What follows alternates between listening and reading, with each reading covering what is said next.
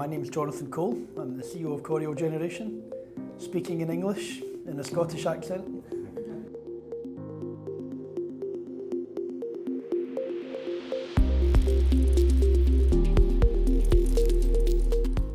I think what investors need to see with offshore wind is very stable regulatory frameworks, which means giving very clear long-term signals about targets and appetite for offshore wind, and then setting out very clear regulatory processes for allocating the use of the seabed, and then getting those projects permitted, getting them connected to the grid, and then getting the power sold into the market. And what you really want is as much visibility and certainty of those processes, and that then allows the investors to justify the huge amounts of money that we need to invest to develop these projects.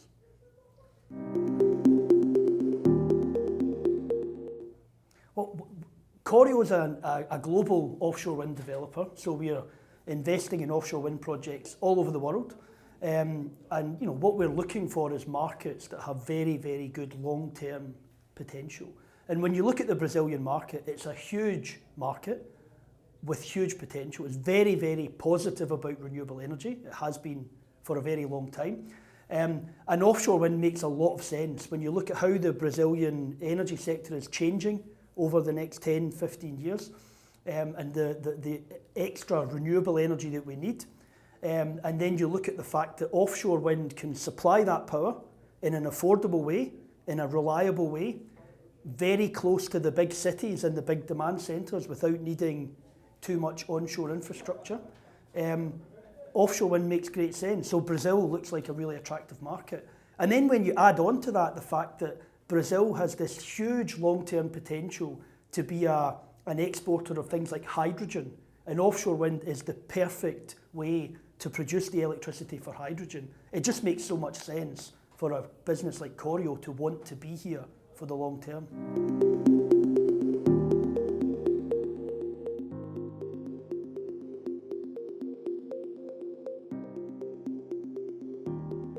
Well, I think that there's a lot of interested people wanting to come to Brazil and invest in Brazil.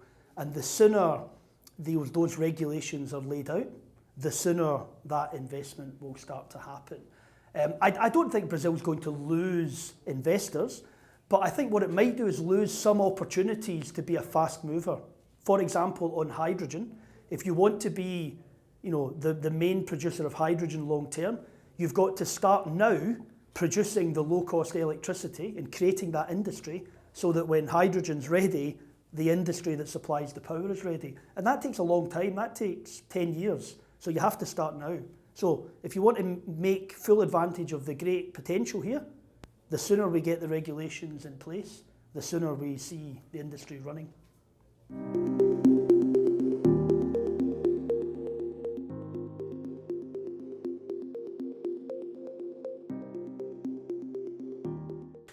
No, we will primarily be supplying electricity into the grid for normal consumption. And actually probably the areas of the country that make the most sense to go first with offshore wind are the areas where you have the grid infrastructure ready to take that power. I think hydrogen's a longer term solution, a longer term opportunity. The near term opportunities are selling it into the grid for normal consumption. And that would be what we would be looking to do as soon as possible within this decade if we can.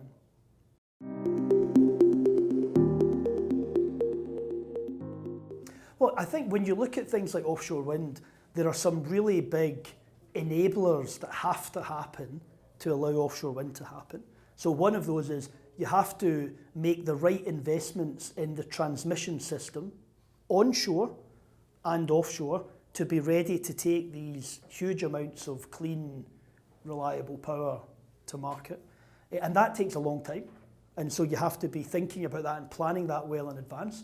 In every other country in the world, the grid system, the transmission system becomes the bottleneck, becomes the delay. So the more strategic you can be about planning that, the better. The other thing which is really important as an enabler is port investment. So making sure the ports are ready. And again, that needs to be done in advance. It needs to be thought out. And the advantage of doing it in advance and thinking about it is you create a lot of industrial activity and jobs and investment in and around those ports, which is another great advantage of offshore wind. So I think those two things need much more industrial strategic planning than you might have if you were talking about onshore wind or solar. And that's one of the reasons why in offshore wind we're always asking for long-term visibility and certainty, because we need to get those big enabling blocks in place, and they take many years.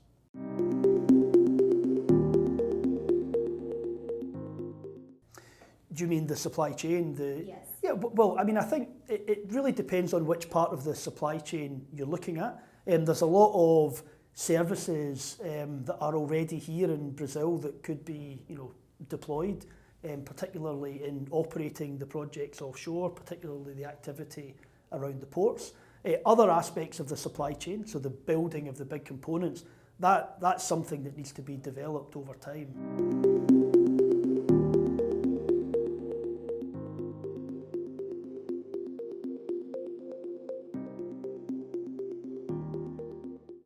Well, so I think this is one of the reasons why when you're looking at offshore wind, you need to think of it as a global supply chain, and you need to be able to source the components from that global supply chain in order to make sure the components will be available when they're needed, where they're needed. The fact is that offshore wind, like onshore renewables, is about to go through a huge period of ramping up. As we move towards a net zero world, the amount of renewable energy that has to be built in the next 30 years is huge. So the supply chain needs to grow, right? If you look at the history of offshore wind over the past 10, 15 years, we've always been sitting in a place where, in the moment, the supply chain isn't big enough to meet the demand, but usually with the right signals, the supply chain investments are made, and by the time projects are being built, the supply chain has responded. But again, it's why we need long-term signals and good, stable regulation, because you need to give those signals a few years ahead to get the supply chain ready. But we've always managed to do it in the history of offshore wind in Europe, in North America, in Asia. It's happened. The supply chain has responded to the market signals.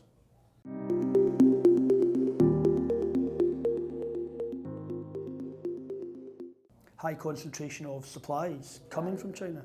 Well, actually, in an offshore wind project, there isn't such a high concentration of equipment coming from China. Quite a lot of the equipment is being manufactured in other parts of Asia or in Europe or even in North and South America. So I don't think that it's a problem for us. Our supply chain is quite global.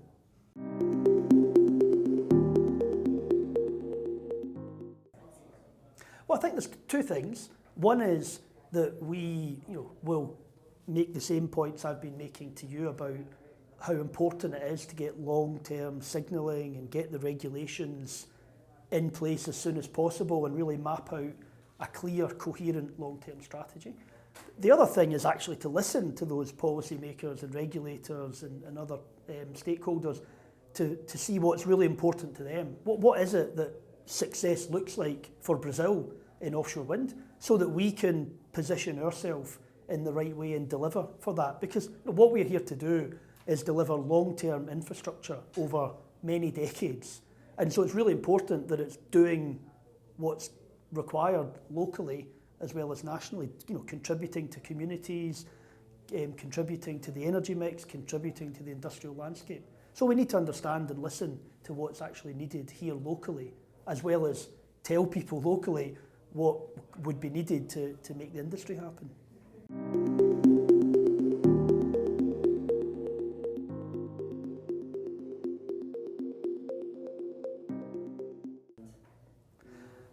I think the thing about offshore wind is it's a very big industry. It requires large quantities of capital to be deployed into very large, complex projects that involves a lot of heavy engineering and offshore installation, which means that there's a lot of skills in oil and gas which are complementary to the skills that we need in offshore wind. Similarly, there's a lot of skills a lot of things that aren't in oil and gas that that are needed to be successful. So it's a combination.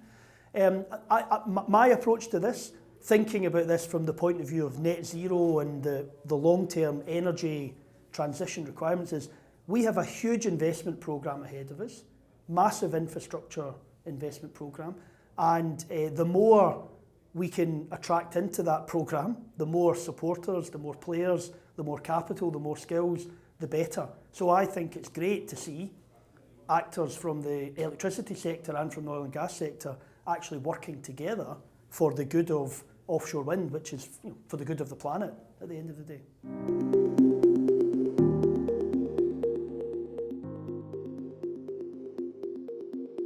Well, we are very open to partner, and we do that all over the world with all different types of players, including with oil and gas companies. So we have a very strategic partnership with, with Total in various markets around the world. We also work a lot with local development partners. So for example, here in Brazil, we have a partnership with Servtec, who are a very experienced player in the renewable space in Brazil. So we are very open to partnering to make our projects happen when the time is right and with the right partner.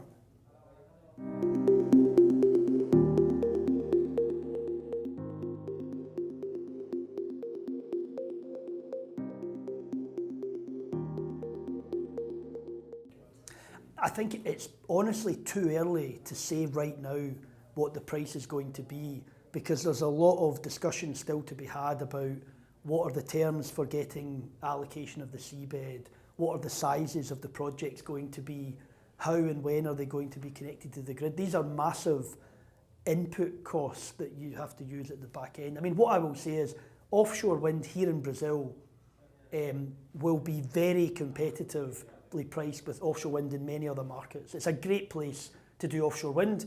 You've got shallow water, you've got high wind speeds, you've got projects quite close to the shore, and you've got the demand centres right near the shore. So all of the physical things you need to make a really good offshore wind project at a low cost are here in Brazil. So I'm confident that it will be priced at a point which is, looks good compared to any other market in the world in offshore wind.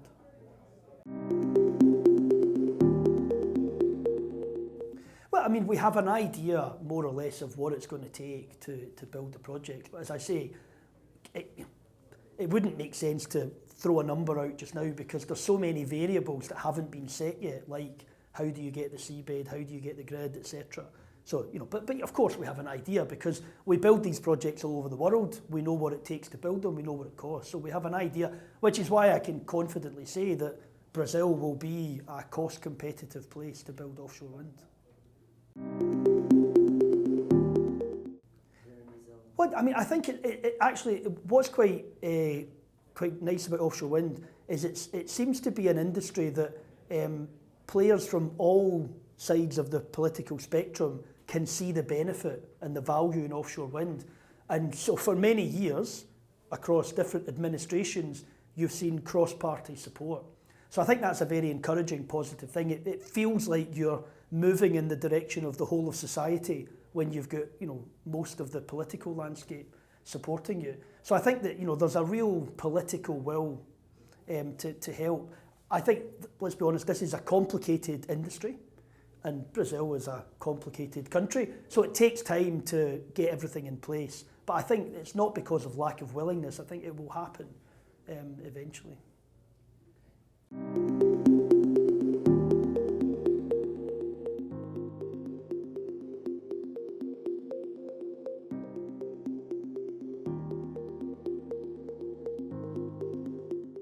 Well, firstly, one of the great things about Corio is we, being part of the Macquarie group, which is one of the leading investors in clean energy infrastructure in the world, and having other big investment partners like the Ontario Teachers Pension Plan, we've access to large amounts of capital that we can deploy. So I don't think it's for us going to be a case of do we put our money here or there. I think what we're looking at is does the project make sense, and then we're confident we'll get the money to develop. So I think the key thing for us is just getting the right investment conditions in Brazil, which basically means getting the right regulatory framework, answering those questions about how you permit, how you connect to the grid, how you sell the power, And once that's in place, then I've no doubt that there will be capital ready and willing to deploy here.